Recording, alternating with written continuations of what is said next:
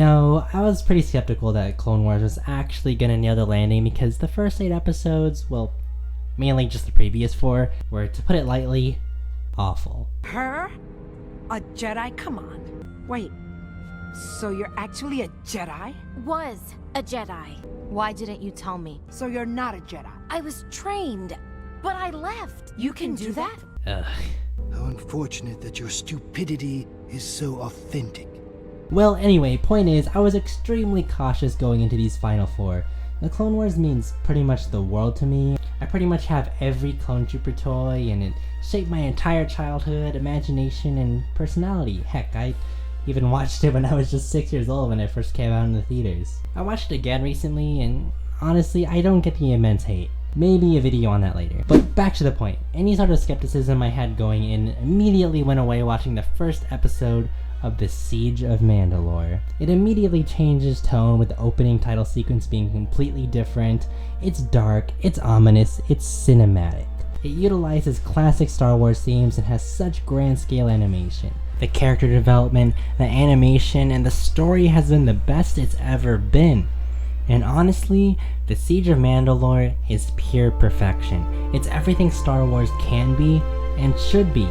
This is Star Wars at its peak, and The Siege of Mandalore is the best Star Wars movie.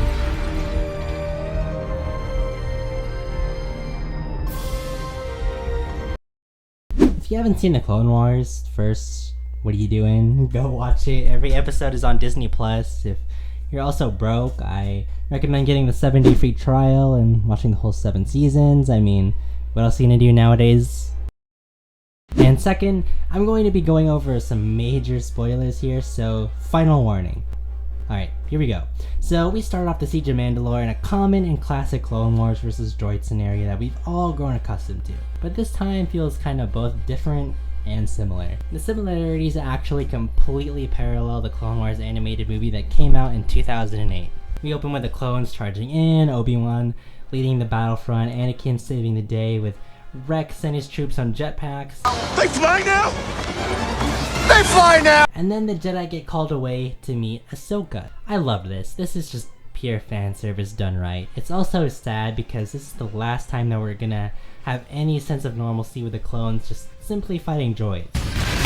Next off, I love the reunion between Ahsoka and Anakin. To bring up another parallel from the movie, Anakin wanted nothing to do with Ahsoka, and Ahsoka only ever wanted to learn from Anakin. But this time, Anakin deeply wants to catch up with Ahsoka. He cares for her, but Ahsoka has grown up and is just a lot more focused on the mission at hand. They catch up a little bit, and it's nice, but their farewell is absolutely heartbreaking.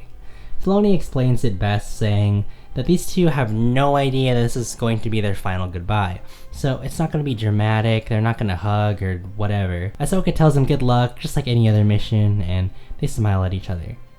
One last time. The caring, cocky, lovable Anakin Skywalker, the last time we see him is right here.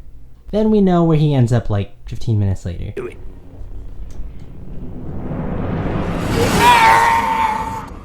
Also, I forgot to mention this, I absolutely love that Rex's squad all painted their helmets to look like her. Company, attention! Go ahead. It really reiterates how the clones have their own individuality and really respect their Jedi, making the whole Order 66 that much more tragic since they simply just can't help it. The actual Siege of Mandalore is visually stunning.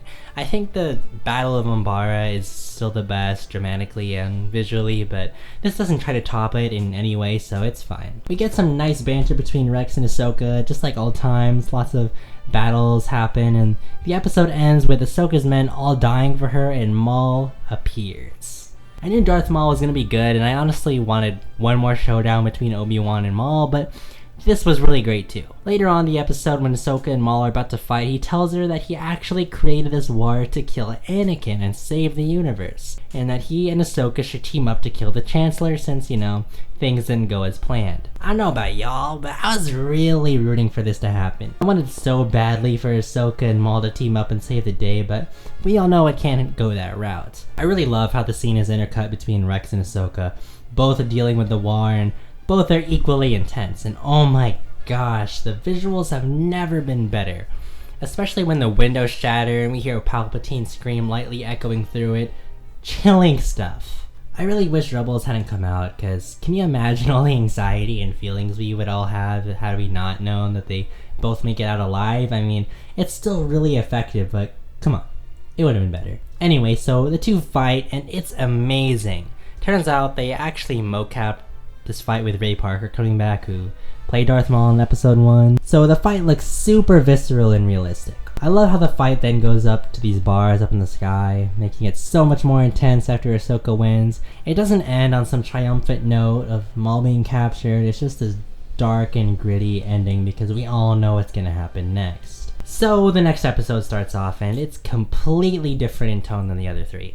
It's dark, it's slow, and it's really, really gritty.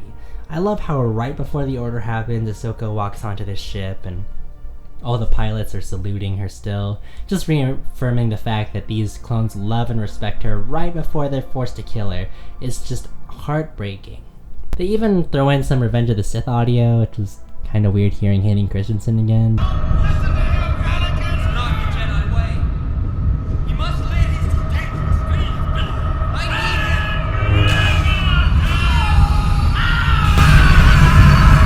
And then the order is given. For me, I thought Rex had already removed it by then, since he clearly doesn't have it in Rebels, but I loved how they subverted our expectations and made it so that he has the chip, and then tries to kill Ahsoka. But before then, he tries to hold back as soon as possible, tearing up and telling Ahsoka to find Fives. Find him. Find him. Fives. I really loved how they gave justice to Fives. I mean, that's my guy right there. He had the best and one of the most emotional arcs in the series. And I love how even though he didn't directly save anyone, he caused Ahsoka to rescue Rex, who will continue fighting against the Empire later on. And it really shows that Rex did pay attention and listen to Fives. So it's just a nice way of making that mean something, because I love Fives, man. Then we get this super cool Darth Vader Rogue One-esque type clip, but for Darth Maul, and this one, a kid's cartoon, is actually more brutal. Darth Maul impales clones with these walls, decapitates them, he even chops this one dude's arm off. Like, where was this the whole season? You can do that? So Ahsoka eventually helps Rex remove his chip, and the final episode ends with the clones breaking in, and Rex is forced to kill some of his brothers. So the last episode of the Clone Wars starts up, cheerful of course, and Ahsoka and Rex have to break out, and Darth Maul is still brutally murdering clones. And we finally figure out all this time in the Clone Wars, the biggest question. These things actually protect the clones? Anyway, this episode really does justice to the whole series, and probably one of my favorite scenes is where Rex faces the hard reality that all his brothers that he has fought alongside with his whole life are all trying to kill him, and they simply do not care.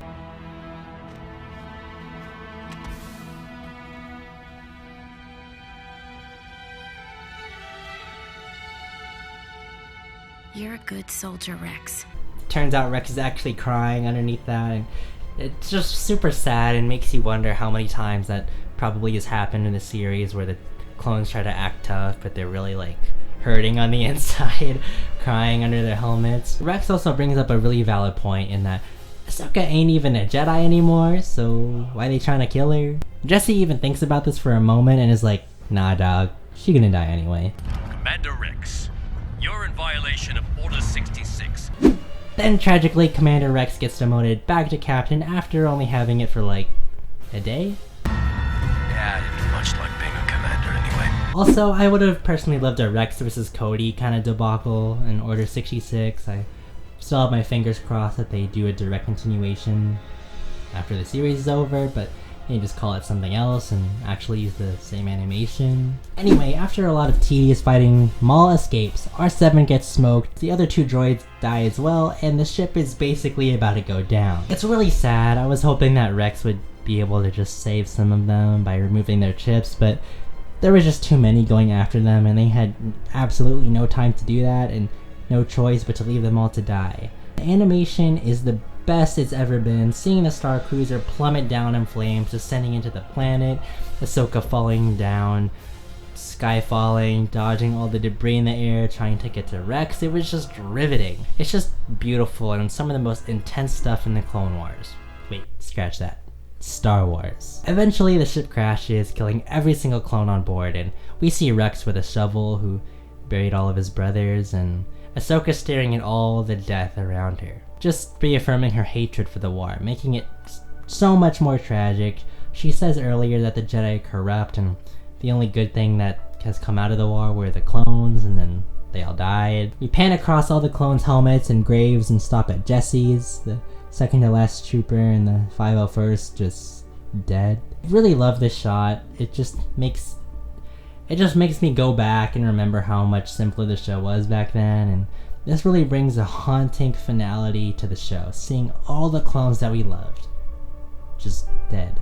If you told my 6-year-old self, who just came out of the theater from Clone Wars and told me all this stuff, I would have lost my mind. It's just so crazy, the journey this show has gone through, introducing you to the Domino Squad, getting attached to all of them just to see them all die or meet even worse fates.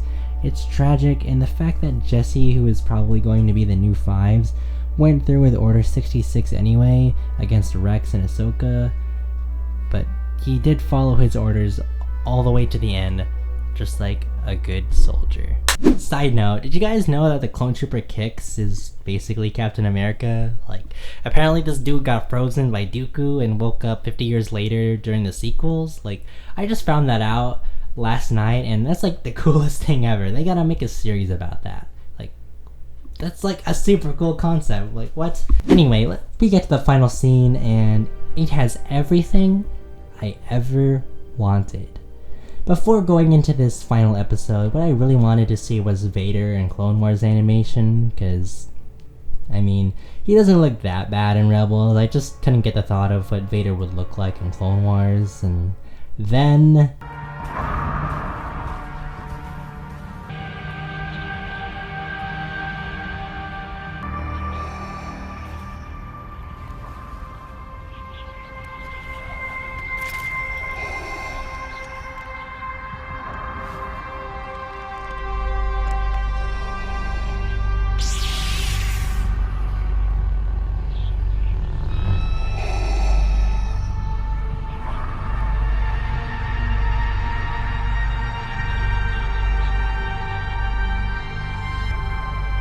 perfection. Everything here looks so crisp. The snowtroopers, the stormtroopers, the snow, it's just so gorgeous. Can we just like reanimate Rebels with this, please? So Darth Vader finds Ahsoka's lightsaber that he personally gave to her among the wreckage, and God, this is absolutely heartbreaking. Anakin seeing the last remnant of the person he cared about so much. Everything he once held so dear is gone, dead, or worse. And then we get the most glorious cinematic shot to cap off the series.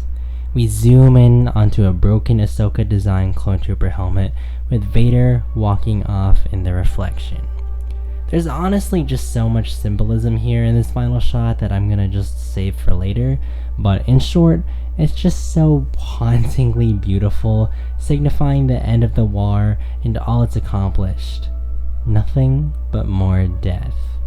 This was a hella dark ending. I feel like this is exactly what Star Wars should be. It doesn't need to always be a happy ending or silly, and it can be taken seriously. In short, yes, I'm not being hyperbolic when referring back to the title. I truly believe this is the best Star Wars movie, and even though it's split into 4 20-minute episodes, combining that all together is about one film. So yes, better than the prequels, sequels, and yes, the legendary originals, which I like very much. I do have some bias, obviously, because the Clone Wars was my entire childhood, but I do firmly believe from a story standpoint that this is the most impressive thing I've ever seen from them. Filoni managed to give all these clones different and vibrant personalities that we all cared for. Ahsoka, who everyone hated at first, became one of the most beloved and well-developed characters in all of Star Wars. I really like more prequel era stuff because I feel like that era in Star Wars is just so much more interesting and strong, but it just wasn't executed well by Lucas. But anyway, I love Clone Wars. I'll always love Clone Wars, and I hope this isn't the last we see of Rex, and We already know Ahsoka is scheduled to appear in The Mandalorian, but I think the main lesson we learned from all of this is that Filoni should be the head of Lucasfilm. Anyway, I hope you guys enjoyed this extremely long video on the Clone Wars. I really wanted to get all my thoughts out on this, and I'm probably going to make more Clone Wars stuff in the future, but yeah, it just feels really good to be a Star Wars fan again. I hope you guys enjoyed the video. If you did, please make sure to leave a like and even consider subscribing. Peace.